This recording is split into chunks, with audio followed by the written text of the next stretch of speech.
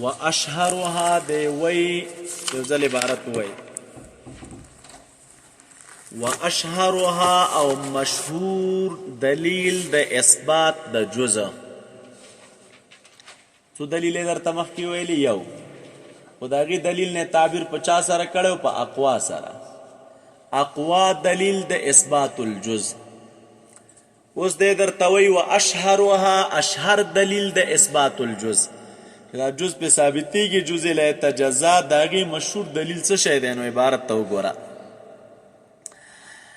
دی وی و اشهرها عند المشایخ رحمه الله وجهان انه لو كان كل عين منقسما لا الى نهايتنا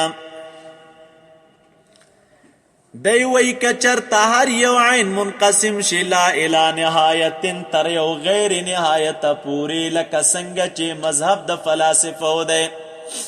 فلاسفه څه وی هر جزء غیر متناهی دی هغې بیخي جزء لا یتجزا مني نه یعنی داسې یو جز نه مني چې هغه د بیرته تجزي قبوله نه کړي بلکې دوی وایي چې هر جز څه شی دی غیر متناهی دی نو اوس دی وایي اشهر دلیل دا دی که چرته داسې شي انه لو کان کل عین دی وایي که هر یو عین منقسم شي چاته لا الی نهایت تر چا پورې تر غیر نهایت پورې لکه څنګه چې مذهب د فلاسفو دی نو لم تکن الخردلتو دی وی خردله به نشي اصغره من الجبل د جبل نه خردله به څه شی نشي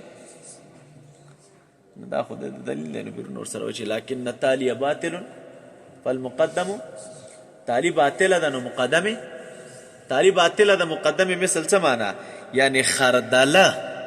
نه وړه کېدل د غر نه دا خو باطل دي دا ښکاره خبره ده چې خردله د غر نه څه شی ده وړو کېده نو مقدمې مثل شه چې هر یو جز د څه شی شي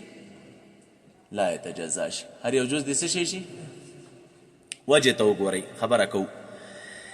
دی وی لأن دلیل وی هلکه خردله به ولې وړوکې نشي د چا نه د غر نه لأن كل منهما هر واحد د دې دواړو نه غیر متناهي الاجزاء غیر متناهي الاجزاء دی دا معنا چې د غر کم تقسیم کوا نو په یو ځای درېږي نه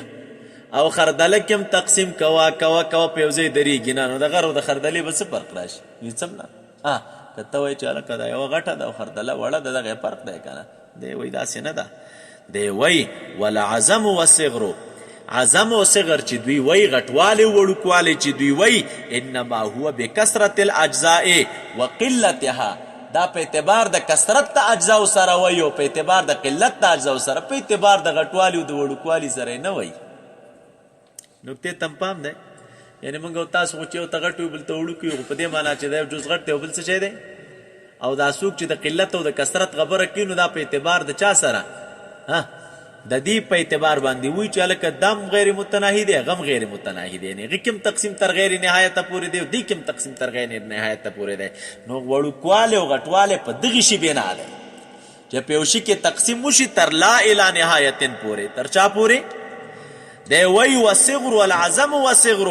انما هو بکثرت الاجزاء وقلتها وذلك انما يتصور في المتناهي او د دې تصور په چا کې کېږي متناهي کېږي په چا کې کېږي نو اوشوله نو صغر او غټوالی وړوکوالی د چا د اجزاو دا په کثرت د اجزاو سره دی او دا په قلت د اجزاو سره دی نو دلته چې ته دې کم تقسیم کوې او هغې کم تقسیم کوې نو کوه که نه نو یو به څه شی شي د بل نه وړوکی شي نه دغې ته مه ګوره چې دا یوه غټه ده بله وړه ده دا صغر او غټوالی په دغې ټکي کې دی چې هغې کم تقسیم کېږي دې کم تقسیم نو هغه هم نه درېږي او دا هم نه درېږي نو چې دا هم په انتها نه درېږي او هغه هم په انتها نه درېږي نو د خردلې او د غر فرق سره څه شی شو هېڅ فرق هم نشته دی دا خو یوه قصه ده د جوړه کړې د وروستو پې رد کړو ښه ګرچې دی دلیل وایي بلې ته وګوره والثاني دویمه دا ده دویم دلیل اشهر دلیل عند المشایخ هغه وایي دا دی یعنې مقصد د دې دلیل دا راووته طالبه وایي که چېرته هر یو جز غیر متناهي شي یعنی یو جز لا یتجزا نشي دا معنا نه چې آخر دا خبره لکه څنګه چې متکلمین وایي دې حد ته ورسېږي چې دا جز بیا تجزي نه قبلی دا خو دا متکلمینو رایه ده چې جزء لا یتجزا شته، یعنی داسې یو جز شته دی چې په هغې کې تقسیم وشي اخره کې بیا تقسیم نه قبلوي، داسې جز شته. او فلاسفه وایي چې دغسې جز بیخي شته دی نه، جزء لا یتجزا بیخي شته دی نه، بلکې هر جز متجزي دی، هر جز تقسیم تر غیر نهایته پورې قبلی. نو چې هر جز تقسیم تر غیر نهایته پورې قبلی، نو دی راغی رد یې پرې وکړو که هر جز تقسیم تر غیر نهایته پورې تقسیم قبول کړي، نو خردله به اصغره د چا نه نشي، نو جبل او خردله به دواړه سره یو شي، ځکه جبل هم تقسیم تر غیر نهایته پورې قبلی او خردله هم تقسیم تر چا پورې قبلی. وشوا والثاني دویم دلیل دا دی، دویم دلیل ان اجتماع اجزاء الجسم ليس لذاته، دا اجتماع دا اجزاء د جسم چې دا لیس لذاته، دا لذاته نه دا، یعنی په دې جسم کې چې اجزا دي نو دا د وجه د تقاضا د ذات د جسم نه دي. څه شی نه دي؟ په جسم کې چې کوم اجزا دي دا د وجه د تقاضا د چا نه، د لذاته نه دي. څه معنی؟ یعنی د ذات د تقاضا د وجه نه نه دي. ولې؟ وایي کوم شی چې د ذات د تقاضا د وجې نه وي نو هغه نه بدلیږي، او دلته خو دا جسم انفکاک قبلی. نو چې جسم انفکاک قبلی نو معلومه شوه چې دا اجتماع د اجزا او دا تقاضا د ذات نه ده، ځکه جسم انفکاک قبلی لکه مڼه راواخله که نه، په من دې نیمه کړله نو د مڼه کې ډېر اجزا راغونډ شوي وو که نه، خو دغه اجزا چې په دې جمڼه کې راغونډو نو دا تقاضا د ذات د مڼې نه وه. ولې که دا تقاضا د ذات د مڼې وی نو کوم شی چې مقتضي د ذات وي هغه بیخي انفکاک نه قبلوي دی، خو انفکاک قبول کړي نیمه د یوه خوا کړو نیمه د بله خوا کړي، نو دا تقاضا د چا نه ده؟ طالبه د ذات نه ده. نو اوس دې ته وګوره، نو اوس چې دې کې انفصال راځي نو لکه څنګه چې دا انفصال ممکن دی اجزا غیر متناهیه ہوتا، بس ذا لکه فلاسفه چې وایي همدغه شان ممکن دی اجزا متناهیه ہوتا هم. د ذات تقاضا خو نه ده کنه اجتماع د اجزا، نو چې د ذات تقاضا نه ده نو لکه څنګه چې فلاسفه چې دا تقسیم تر غیر نهایته پوری کیږي، انفصال د اجزا تر غیر متناهی افراد راځي، نو دغه سیده انفصال د اجزا ممکن ده تر چا پوری؟ هله تر اجزا متناهی پوری. نو موږ به اتصال د اجزا متناهی او توکو هم دغه شان اجزا چې تر ولګیدل هغه څه چل کو اتصال انفصال تر چا پوری کو؟ تر اجزا غیر متناهی. نو موږ براولګیږو د انفصال به تر اجزا متناهیه وکړو، نو چې انفصال تر اجزا متناهیه پورې وکړو نو طالب هم دغه جزء له اجزا دی. نو انفصال د کو بس یو نهایت ته پورې ورسېدله، نور اخوا ته پکې انفصال نه راته، نو دا څه شی دی؟ طالب هم دې ته جزء له اجزا ویلی کېږي. نو نکتې ته هم پام دی، وایي کم انفصال چې په جسم کې راځي نو دا اجتماع په جسم کې د افرادو دا د وجې د تقاضا د ذات د جسم نه وه. ولې که د ذات د جسم نه وی نو انفصال به نه قبلولی، خو چې د انفصال قبلی معلومیږي دا چې تقاضا د ذات نه ده، دا من الغیر ده. نو چې انفصال من الغیر شو نو څوک به رالګېږي دا انفصال به تر لا نهایتې نه پورې کوي، او څوک به راولګي دا انفصال به تر نهایتې نه پورې وکړي. نو چې چا انفصال تر نهایتې نه پورې وکړي همدغې ته جزء لا یتجزا وایي که نه، دا جسم نه افراد جدا کو په یو حد باندې ودراوه خلاص، نو دې ته جزء لا یتجزا ویلی کېږي. نو الله تعالی قادر دی چې پکې انفکاک پیدا کړي تر اجزا غیر متناهیه پورې. ګورې ورته دی وی والثاني ان اجتماع اجزاء الجسم ليس لذاته، دا لاندې ناقد وی کنه بأن يكون الاجتماع على مقتضى ذات جسم اقتضاء تاما. ولی والا کچری داسې وینو لما قبل الافتراق، نو دی به افتراق نه وی قبول کړی، څه نه وی قبول کړی، کدا څه وینو بیا به افتراق نه وی قبول کړی. نو خو الله تعالی قادر، الله تعالی قادر دی علی ان یخلق فيه چې پدې کې افتراق قبول کی تر جز هغه پوری لا یتجزا، تر جز لا یتجزا پوری په کیسه شي پیدا کی. دا ولی لأن الجزء الذي دی وی هغه جزء تنازعنا فيه چې زمونږ پکې نزاع دا هغه اخرنی جز چې هغه اوس تجزي قبلی کې نه قبلی دا نزاع چې پکې ده. نو ان امکن افتراقه کچرت افتراق ده هغه ممکن وي دغه جز، نو لازمت قدرت الله تعالی علیه، نو د الله تعالی قدرت په افتراق دغه جز باندې خامخاوي. ولی کله الله تعالی قدرت په افتراق دغه جز را نشي نو لازم بشي عاجزي د باری تعالی. هغه اخري ټکي راته چې ته جزي نه قبلای وای دا د الله د قدرت لاندې داخل دی کنه، نو کوي قادر نه دی خو عاجز به کی. او وان امکنا او کچرته ممکن وی چې پدې کې د افتراق راشي او خدای تعالی راوستي شي، او خامخا به دا وای چې خدای تعالی پدې کې افتراق راوستي شي، نو ممکنه ده چې افتراق پکې راشي، نو ثبت المدعا. څه ثابته شوله؟ مدعا څه وه؟ دا کم جز کې چې زمونږ استاسو لانجه ده وایي دا خدای تعالی جدا کوی شي که نه لنډ داسې تعبیر وکړه کوی نه شي جدا کوی نو عاجزي راغله کوی جدا کوی شي خو زمونږ دا اسان دی موږ خو وایو چې جز ولایت اجازه شته اوس دی راغی والکل ضعیفنا مناسب دا څومره دلایل چې مخکې تا وویلې دي وایي دا ټول ضعیف دی اول دلیل هم ضعیف دی دویم دی هم ضعیف دی دریم هم ضعیف دی وجه د ضعف څه شی وه هغه دا وه دوی چې ویل مونږ کره حقیقیه په سطح حقیقیه کېدو اول دلیل دا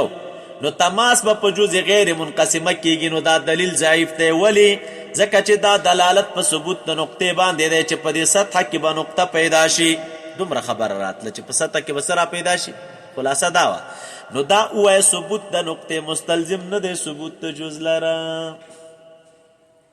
ثبوت ته نقطې مستلزم نه دی چاله یعنی تا چې جز ثابتو نو ثبوت ته نقطې مستلزم ثبوت ته جز لاره نه دی چې جز ولایت ته جزا دي ثابت کړي ولې وایي ځکه حلول د نقطې په خط کې او حلول د خط په سطحه کې او حلول د سطحې په جسم کې دا حلول سوریاني نه دی چې یو بل لره مستلزم شي بلکې دا حلول توریاني دی په حلول سوریاني کې دا قاعده ده چې انقسام د حال دا دلالت کوي په انقسام د محل باندې او عدم انقسام د حال دلالت نه کوي په عدم انقسام د محل باندې او حلول توریاني کې عدم انقسام د حال دلالت نه کوي په عدم انقسام د محل او په حلول کې ګوره او حلول پاشي او مذکورو کې دا حلول توریاني دی او دلته انقسام د حال دلالت نه کوي په انقسام د محل باندې خو د دې دپاره چې دا د کم جواب کړی دی چې هلکه حلول دلته حلول څه شی دی هله توریاني دی او حلول سوریاني نه دی نو تاسو یو ځل دا وپېژنئ چې حلول توریاني چاته وایي او حلول سوریاني چاته ویلی کېږي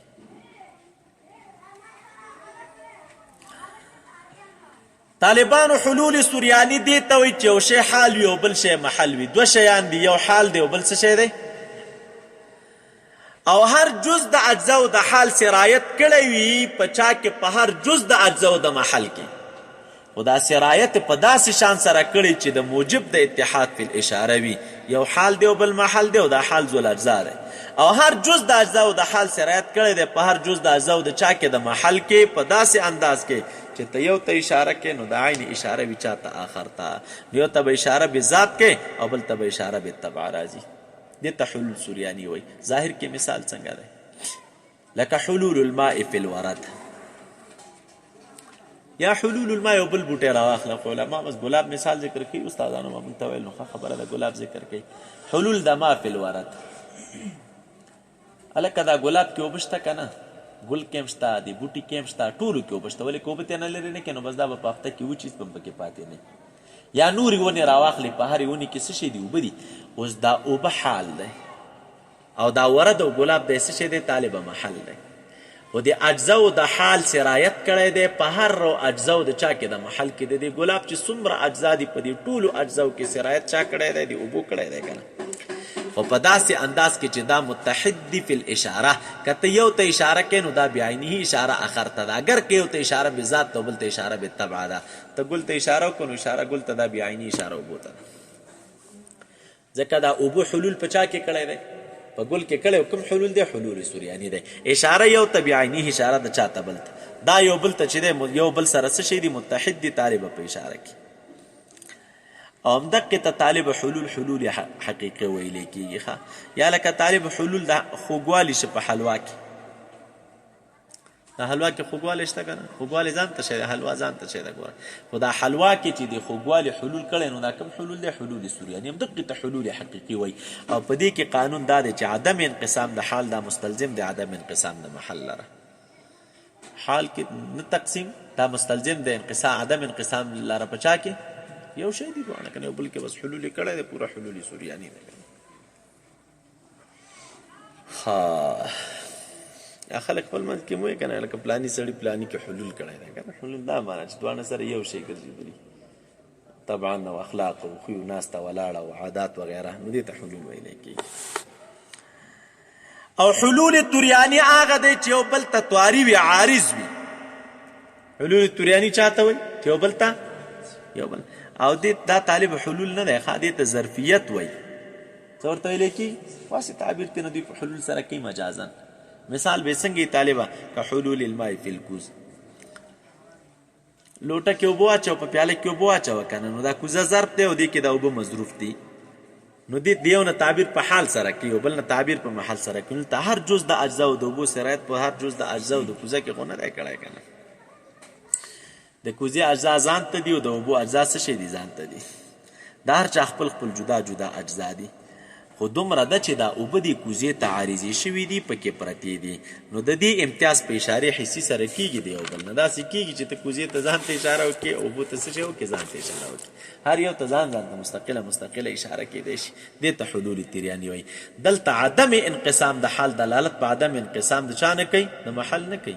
چې حال منقسم وي او محل څه شي وي غیر منقسم، یا حال څه شي وي طالبا منقسم وي او محل او حال څه شي وي غیر منقسم وي. نو چې کله دا خبره ستاسو په ذهن کې کېناستله، حلول مو وپېژنده، نو دې وی رالګېږي. دلته اوس وی تپوس کومه چې تماس د کرې د سطحې سره ته په نقطې کې، نو دا نقطه خو په خط کې حال ده او خط په سطحه کې حال ده، نو دا او سطحه په جسم تعلیمي کې حال ده، نو دا حلول توریانی ده، سوریانی نه ده. توریانی سورانی مو پیژنده. دا حلول څه شی دی؟ توری یعنی مجازي حلول ده. دا نقطه د جسم ته طواري او عارضه ده. دې کې عدم انقسام د حال دلالت نه کوي په عدم انقسام د محل باندې. داسې نه ده چې حال کې انقسام نه راځي نو په محل کې به انقسام نه راځي. نو جائزه ده دا خبره چې نقطه د غیر منقسمه وي او محل څه شی وي؟ منقسم وي. دا ولې؟ ځکه حلول سوریانی نه دی بلکې څه شی دی؟ حلول توریانی دی. هسې د عارض خبره نه. او دا ځکه چې نقطه حال د په خط کې، خط حال د په سطحه کې، سطح حال د په جسم تعلیمي کې، نو نقطه حال د په جسم کې، ځکه حال د حال د شي د حال وي په چا کې؟ په همغه شي کې. نو ګویا کې دا نقطه حال په جسم تعلیمي کې ده. نو طالب عدم انقسام د حال چې نقطه ده، دا دلالت نه کوي په عدم انقسام د محل باندې چې هغه جسم دی. نو نقطه کې د تقسیم نه کېږي، جسم د تقسیم شي که نه. دا کوم دلیل چې تا ویلی داسې دلیل ده. ستا خبره به په هغې دوران کې درسته وای چې طالبه دلته څه وی؟ حلول. کوم حلول وای؟ راځئ ورپسې. والکل ضعیف دی. دا ټول دلایل ضعیف دي. اما الاول، هر چې اولنی دلیل ضعیف دی، فلانه اما يدل على ثبوت النقطه، دا دلالت په ثبوت د نقطې باندې کوي. وهو لا يستلزم، دا مستلزم نه د ثبوت د جز لره. ولې؟ لان حلولها، ځکه حلول د نقطې په چا کې؟ په سطحه کې، په جسم کې، په محل کې. لیس حلول سوریانی، دا حلول سوریانی نه دی. حتی یلزم، چې لازم شي، من عدم انقسامها، عدم انقسام د نقطې نه، عدم انقسام المحل، عدم انقسام د چا؟ د محل. بلکې دا حلول توریانی دی. نو په دې معنی چې په حال کې د انقسام نه وي چې نقطه ده، او په محل کې د انقسام راغلی وي که نه. محل د څه شی وي؟ نو کم دلیل چې مخکې تا ویلو، نو دا دلیل د څه شی دی؟ ضعیف او کمزور دی. ګور د اهل سنتو دلیل دی، خو بېرته پیرات وکړه چې دا دلیل د څه دی؟